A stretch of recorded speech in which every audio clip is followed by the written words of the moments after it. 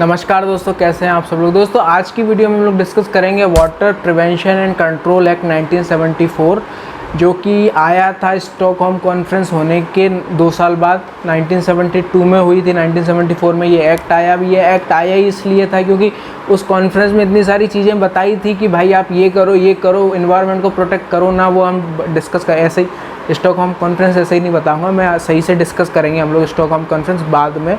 अभी water act discuss करेंगे 1974 वाला। तो सेक्शन 2E बात करता है कि पॉल्यूशन क्या होता है। पॉल्यूशन की डेफिनेशन दी हुई है सेक्शन 2E में।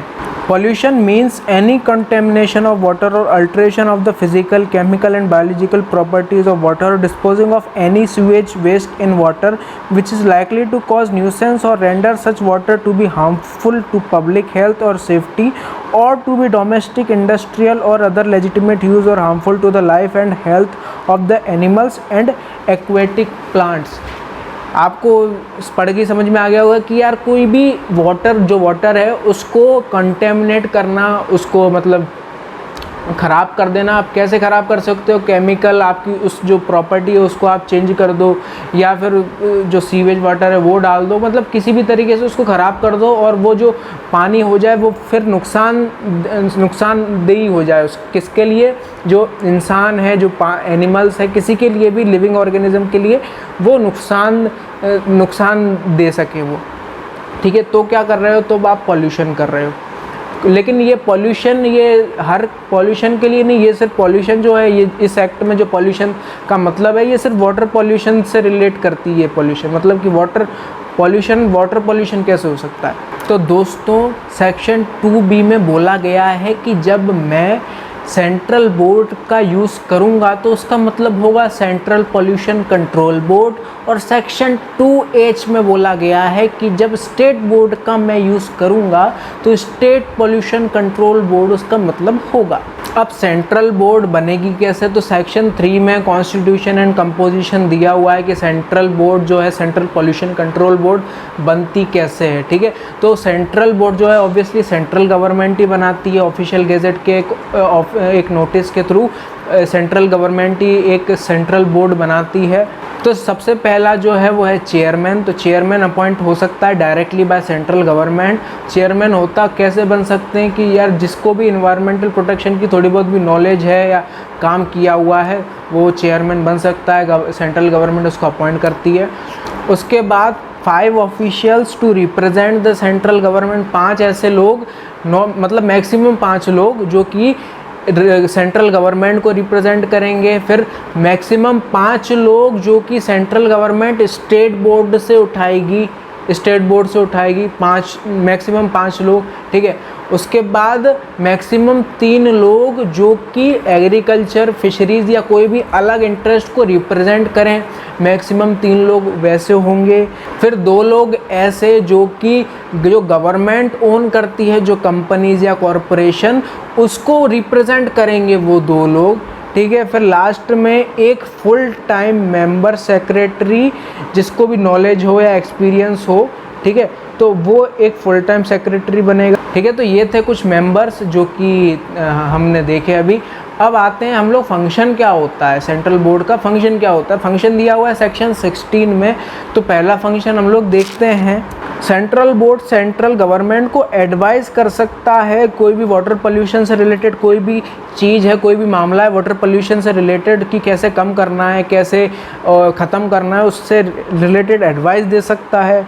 अब स्टेट बोर्ड कोई भी एक्टिविटी कर रही है तो उससे कोऑर्डिनेट करना, और अगर उनके बीच में कुछ डिस्प्यूट भी हो रहा है तो वो सॉल्व करना वो जो स्टेट बोर्ड है उसको टेक्निकल असिस्टेंस देना और गाइडेंस देना। ठीक है, और जो इन्वेस्टिगेशन वो लोग कर रहे हैं किसी भी तरीके की, अपने जो वाटर है, वाटर पोल्यूशन कैसे फैल रहा है, कैसे कम कर सकते हैं, जो भी कुछ कर रहे हैं वो, उसके लिए उनको स्पॉन्सर करना। ठीक है, ये जितनी भी चीज़ें हैं ये सब सेंट्रल गवर्नमेंट करेगी। ठीक है, स्टेट बोर्ड को किसी भी तरीके की हेल्प चाहिए, ये सारी चीज़ सेंट्रल गवर्नमेंट करेगी।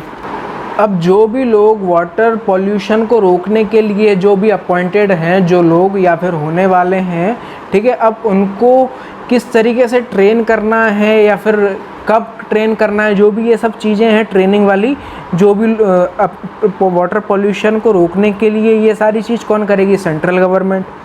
अब वाटर पॉल्यूशन कैसे रोका जा सकता है, कैसे उसको कंट्रोल करना है, अब उसको प्रचार वचार करने के लिए, उसकी प्रमोशन के लिए कि यार मैं अपनी बात रखूं, तो उसके लिए मास मीडिया जो न्यूज़ चैनल्स हैं या टीवी वगैरह जितने भी हैं, उस वहाँ पर कैसे कौन पहुँचाएगा? वहाँ पर भी सेंट्रल गवर्नमेंट पहुँचाएगी।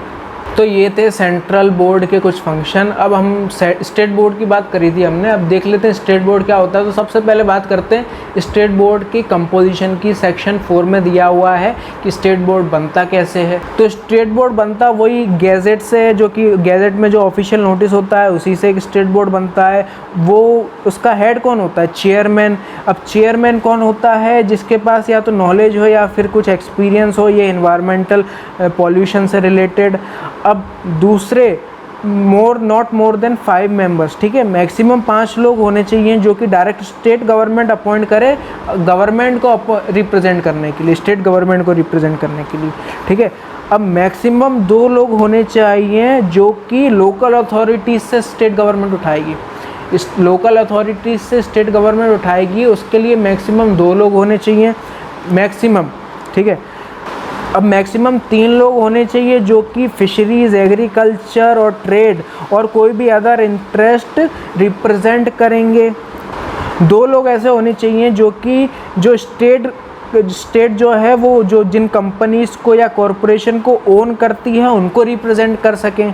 और लास्ट में एक होता है एक मेंबर सेक्रेटरी जो कि एनवायरनमेंट पॉल्यूशन को कंट्रोल कर सके, प्रिवेंट कर सके, मेंबर सेक्रेटरी। अब आते हैं फंक्शन क्या क्या होते हैं स्टेट बोर्ड के। तो फंक्शन जो हैं वो सेक्शन 17 में दिए हुए हैं।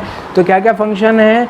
तो पहला फंक्शन है कि स्टेट में जितने भी वेल्स एंड स्ट्रीम्स हैं, मतलब कि कुआं, झरना जितने भी हैं, वहाँ पर पॉल्यूशन को कंट्रोल किया जाए, प्रिवेंट किया जाए, रोका जाए। और जो भी प्लान बनाया है पॉल्यूशन को कंट्रोल करने के लिए, देखा जाए कि वो सही से एग्जीक्यूट हो भी रहा है कि नहीं हो रहा है। दूसरा वही कि स्टेट गवर्नमेंट को आप एडवाइस करो कि यार ये जो वाटर पॉल्यूशन हो रहा है इसको हम कैसे प्रिवेंट कर सकें या कंट्रोल कर सकें। सेंट्रल बोर्ड के साथ मिल के जो भी पर्सन एम्प्लॉय किए हैं, जो भी पर्सन हमने एम्प्लॉय किए हैं, उनको ट्रेनिंग देना, उनको इस तरीके से ट्रेनिंग देना कि वो जो वाटर पॉल्यूशन है उसको प्रिवेंट कर सकें या उसको कंट्रोल कर सकें। जो भी सीवेज और ट्रेड इफ्लुएंस का मतलब वो सब जो बिज़नेस में जो वेस्ट निकलता है, जो लिक्विड वेस्ट जो निकलता है कमर्शियल पर्पस में, जो भी फैक्ट्री से वेस्ट निकलता है वो ट्रेड इफ्लुएंस वगैरह। तो सीवेज, ट्रेड इफ्लुएंस और किसी भी तरीके की पॉल्यूटिंग चीज़ वो कैसे निकल रही है, वो कैसे डिस्चार्ज हो रही है, तो इस बारे में भी प्लान बनाना। सीवेज और ट्रेड इफ्लुएंस को हम लोग कैसे एग्रीकल्चर में यूज़ कर सकते हैं, इस बारे में भी प्लान बनाना।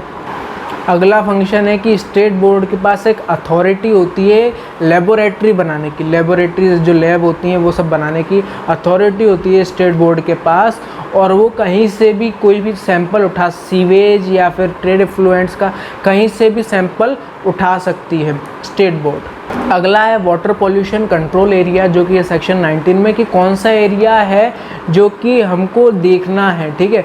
तो स्टेट बोर्ड के पास राइट होता है कि वो कोई भी एरिया को चूज़ कर सकता है जहाँ पर उसको ऐसा लगे कि यार वाटर पॉल्यूशन हो रहा है और हमको प्रोटेक्ट करना है उस एरिया को। तो कोई भी एरिया वो चूज़ कर सकता है, कोई सा भी एरिया जो उसको लगे वो कोई भी एरिया चूज़ कर सकता है और वहाँ पर वो जो वाटर है उसको, इसका पॉल्यूशन को प्रिवेंट करने के लिए और कंट्रोल करने के लिए काम कर सकता है। कोई से भी एरिया को जो वो चूज़ करे, उसकी इच्छा के ऊपर है, वो कोई सा भी चूज़ कर सकता है। अब अगली बात आती है कि प्रोविज़न ऑफ अपील, जो कि सेक्शन 28 में डिफाइन है कि आदमी अपील कब कर सकता है, कब, कौन से सेक्शंस में। 25, 26, 27 में स्टेट कुछ फैसला लेती है, डिसीजन लेती है, उसके खिलाफ आपको आवाज़ उठानी, अपील करनी है। तो आप कैसे कर सकते हो?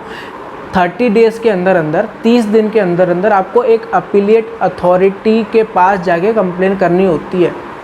अपीलिएट अथॉरिटी जो भी स्टेट बनाती है उसमें आपको 30 दिन के अंदर अंदर जाके कंप्लेन करनी होती है, ठीक है। अब अपीलिएट अथॉरिटी जो होती है उसमें एक आदमी भी हो सकता है और 3 आदमी भी हो सकते हैं, जैसा स्टेट सही समझे कि यार एक आदमी रखना चाहिए या 3 आदमी रखना चाहिए, जो स्टेट सही समझे। तो 30 दिन के अंदर अंदर आपको अपीलिएट अथॉरिटी के अंदर कंप्लेन करनी होती है। तो ये था वाटर एक्ट 1974। हमने सब कुछ डिस्कस नहीं किया है, आपको पता चली गया होगा, हमने इंपॉर्टेंट चीज़ें डिस्कस करी हैं। अब अगली वीडियो में हम लोग डिस्कस करेंगे एयर एक्ट, ठीक है। तो बने रहिए, तो फिर मिलेंगे नई वीडियो के साथ, अब तक के लिए थैंक यू वेरी मच।